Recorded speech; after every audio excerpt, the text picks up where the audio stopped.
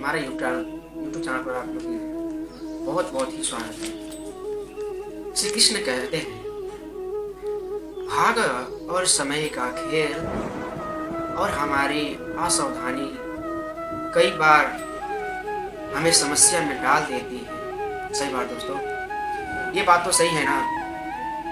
भाग और समय कभी कभी ऐसा खेल खेल देता है कि कुछ समझ में नहीं आता कि कहाँ लाकर पहुँचा देता है समय, कुछ समझ नहीं आता और हमें पीड़ा पहुँचाती है।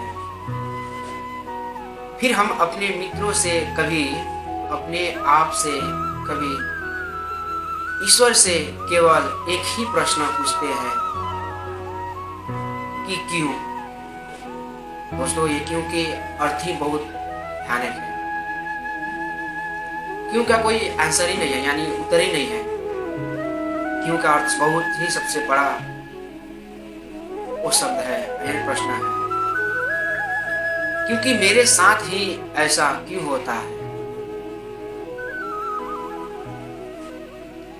और एक ही प्रश्न, इस प्रश्न का उत्तर किसी के पास नहीं है।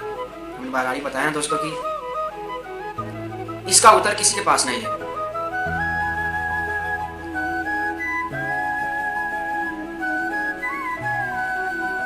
नहीं है यह प्रश्न एक चक्रव्यूह की तरह होती है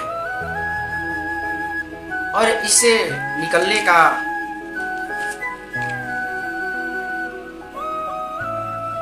मार्ग भी एक प्रश्न से ही आता है।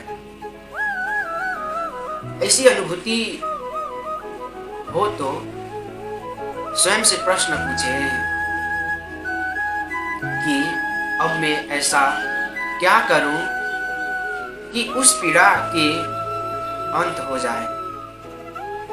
यदि मार्ग में बाधा आए तो ये प्रश्न ना करे कि बाधा मेरे समक्ष क्यों आए, बल्कि ये देखिए कि उस बाधा से कहीं लोग आगा भी बढ़े हैं ना। हम कभी कभी सोचते हैं दोस्तों कि कई बार के चलो ये कार्य नहीं करे, वो काम नहीं करे, इससे कर कर क्या फायदा है। परंतु ये बात सही नहीं है दोस्तों, क्योंकि वही बाधा में सबसे पहले लोग बोलती है कि ठेस लगती है तो बुद्धि बढ़ती है, इसीलिए वही बात बोलते हैं। कोई काम कर कर हम लोग पीछे हो जाते हैं और वही बाधा लेकर कोई आगे चलता है। और अनुभूति है स्वयं को प्रश्न, बाधा आए तो ये प्रश्न ना करे कि बाधा मेरे समक्ष क्यों आए, बल्कि ये देखिए कि उस बाधा से कहीं लोग आगे बढ़े हैं। आगे बढ़ने के लिए पांव से धरती को धकेलना पड़ता है दोस्तों। ये बात तो सही है दोस्तों कि हम जब तक चलेंगे नहीं तब तक ये हमारी पांव थोड़ी ना चलेगा। जब चलेंगे तो वो तो धरती धकेली जाएगी दोस्तों। जो बीत गया उसका पीड़ा का मरम बीते हुए कल में नहीं आने वाला। भविष्य में मिलेगा वर्तमान को। अतीत के अन्याय के शोक मनाने में समय व्यर्थ ना करें। ये तो बात सही है दोस्तों कि समय आने से कुछ हम लोग काम करते तो हम जरूर बोलते हैं उससे हम बदला जरूर लेंगे। इसीलिए बदला, इसी चक्कर में हम लोग क्या होते हैं कि सब पीछे छोड़ देते हैं। क्योंकि वर्तमान को,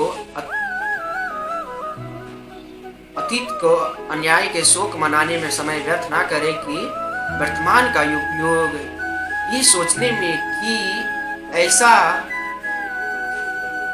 क्या किया जाए कि भविष्य में किसी दूसरे को वो पीड़ा ना सहनी पड़े। जय श्री कृष्ण दोस्तों।